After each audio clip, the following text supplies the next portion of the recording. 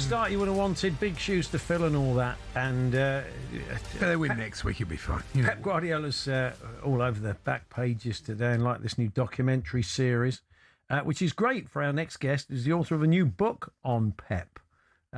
It's called The Spectre of Pep, How Guardiola Haunts Modern Football Tactics, and the author John Mackenzie with us. Hello, John. Hello, thanks for having me on. It's interesting you use the word haunts, like revolutionised or elevated. Has he made it better or has he ruined it? Yes, haunts is an interesting word. Well, yeah, and it's interesting that you said maybe ruined it, because that's the reason I wanted to use that word, because I think it encapsulates his influence, and the book itself is an attempt to talk about that narrative arc where at one point it felt as though you couldn't talk about football without talking about Pep Guardiola, at least in the mechanical sense. If you wanted to know how to win games of football, you had to do something that like what Guardiola was doing. And I think very quickly that developed into almost a sense of resentment, where it was almost a feeling of he's ruined the game. Everyone tried to be like him. So I tried to talk a little bit about that in the book, how he rose to such a position of prominence and then maybe to too much prominence, and then how that actually started to fall off at the end. Yeah. It felt as though he'd been the protagonist of reality for so long, but then within a couple of seasons, it felt as though he'd almost lost his grip on the tactical landscape. He raised expectations. So I was reading a story, and I can't remember who it was, but a manager who went for a lower league job and sat down with the hierarchy there, and he said, well, what sort of football are we going to play? And he put out his vision for the team, and they looked at each other. He said, well, we want to play like Pep. And he said, well, you can't play like, you haven't got the players to play like. It's not easy to play like Pep. So in some ways, that sort of infected people, gave unrealistic expectations of what you could achieve, didn't it? Yeah, absolutely. And not only did it give those sorts of unrealistic expectations, it sort of homogenized the game quite a bit. I've got a quote, I think, from Gareth Southgate in the introduction, where he talks about how Guardiola's influence went so far down that you were seeing kids trying to build up from the back, etc. And a big part of the book is, celebrating that effectively you got a guy who came in and solved football for a few years, but also then celebrating the fact that football has this tendency to go in cycles, and you can't just play the same way forever. You can't solve the game forever. There's always going to be another way that comes along, and I sort of tell the story of how that emerged and celebrate this sort of next stage of football that we're now arriving at. They've played some wonderful football at times. It's been great to watch. I mean, his Barca team, though, that one used to drive me mad. That was pass. Xavi to Iniesta to Busquets, back to Iniesta, back to Xavi, back to the other. Well, you talk about the development, and as time went on, he would mix it up. Yeah, that's right. We'd see them going along. They wouldn't constantly. He was always evolving. I think that's one of his strengths. Yeah, and I think what's really interesting about Guardiola's whole career is that a lot of people talk about that Barca team with a degree of reverence. They sort of talk about that as the highest instantiation of Guardiola's football. But I think every time you sort of move away from that Barcelona team, it has to evolve to respond to the conditions that he's facing. And by the time I think you get to the end of his time at Manchester City, I think a lot of people are talking about Guardiola as like actually a bit of an aesthetic dump. Like, no one wants to go there.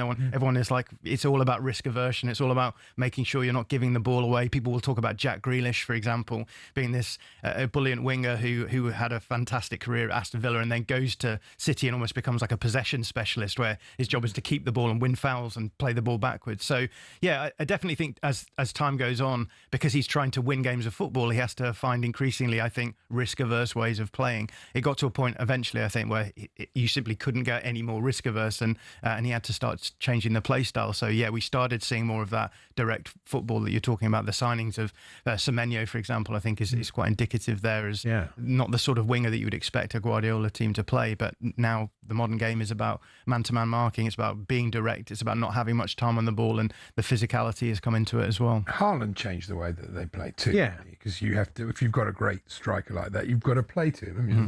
And we're now seeing teams doing that development. We're seeing a lot of teams mixing it up, aren't we? I mean, I'm a Spurs fan, and I'm looking at Kinski, and quite a lot of the time Tottenham are trying to do that, but occasionally he is looking up and he's looking to play a big ball into a striker. Exactly. That's the balance is key, isn't it? Really? It's the famous poor man's blanket that Rafael Benitez used to talk about, where you can never have this full-size blanket as a football coach. You're always having to either keep your feet cold or have your head cold, and you have to make your decisions about how you're going to move that. And I think De Zerbi's football is a really nice example of that, because De Zerbi wants to play the ball to where the advantage is. And if that means playing long, then you play long. If that means keeping it at the back, you keep it at the back. And I think the Haaland signing was indicative that Guardiola realised that the game was changing, and that was why he brought him in. Because before that, they were playing Phil Foden, Kevin De Bruyne as false nines and having them dropping off.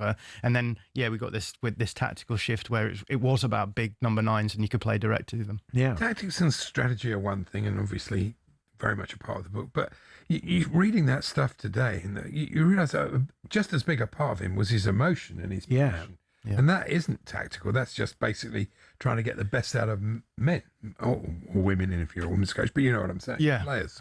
Yeah, absolutely. And I think maybe I would push back a little bit and say a big part of tactics is being able to make the players do it, right? And so it's all well and good for me to sit here with a long book writing about the theory behind it, but the difficult thing is to get the players to understand what is expected of them, and to do that in a way where you don't lose their spontaneity and their creativity. And when you're Guardiola, you're working with players who are the very, very top level of the game. They are the geniuses, and in many respects you have to try and find the balance between having this over the top collective structures, but also a way of getting the most out of them as well. And I think Guardiola is sometimes undervalued as a man manager. I think this documentary is obviously going to open people's eyes as to the impact that he had on the players in that respect.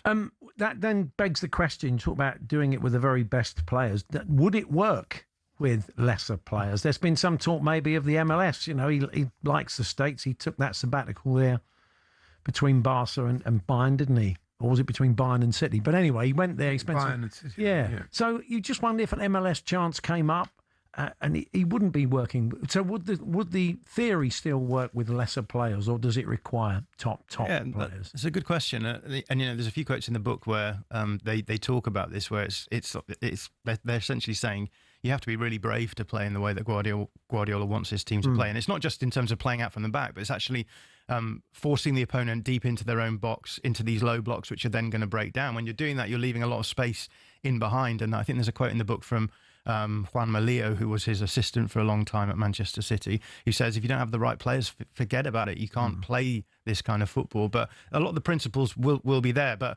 again, one of the stories I'm trying to tell in the book is that Guardiola is the arch pragmatist. He wants to win. He doesn't really care about how that happens, and that's why I think he has evolved so much through the years. He realizes that to win, sometimes you have to do things that maybe you didn't want to do in the past. So if he did go to MLS, I'm sure he would find ways of winning. We'll see how Maresca goes, and he may do brilliantly. Nobody knows at this point, but it's quite interesting because they have picked someone who is in his image, haven't they? Who likes the possession game, who sort of has worked with him. Whereas they could have gone just completely the other way, couldn't they? Could have gone with somebody utterly different. Say a De Zerbi type, not De Zerbi, but they've deliberately chosen someone who's pretty much like him, and someone who's worked with him, of course. Yeah, it's a continuity option, I would describe it as, but in a funny way, it almost feels as though by the time there's a couple of seasons, obviously, where Maresca isn't working with Guardiola anymore, and I feel like in those few seasons, Guardiola evolved his ideas a huge amount, to the extent that it almost feels as though getting Maresca in is a bit of a throwback to some of the ideas we saw from City early on in Guardiola's tenure. So some of the things that Maresca is trying to get City to do in possession remind me of what Manchester City were doing in the 17-18 season, for example. So I'm kind of interested to see how this plays out. Does this play out as actually Maresca persuading everyone that move back in time is a good one, or do we find him going through the same evolution that Guardiola went through in the last couple of seasons, where he realised my play style isn't going to work in this league anymore, and he has to change quickly, and if he can't do that, maybe we won't see him there. It doesn't help that you haven't got Rodri or Bernardo. No, I mean, John Stones as well gone. Yeah, that's true. It's key players missing. But we wish you well with the book, John. As we said, very timely, everything that's going on in Pep world. But it's called The Spectre of Pep: How Guardiola Haunts Modern Football. I've got the hardback. You've got the softback. I've got a trade paperback, which is quite nice, actually. Published by Seven Dials and out on Thursday. Out on Thursday, yeah. Fantastic. We wish you well, but thank you so much for having me on.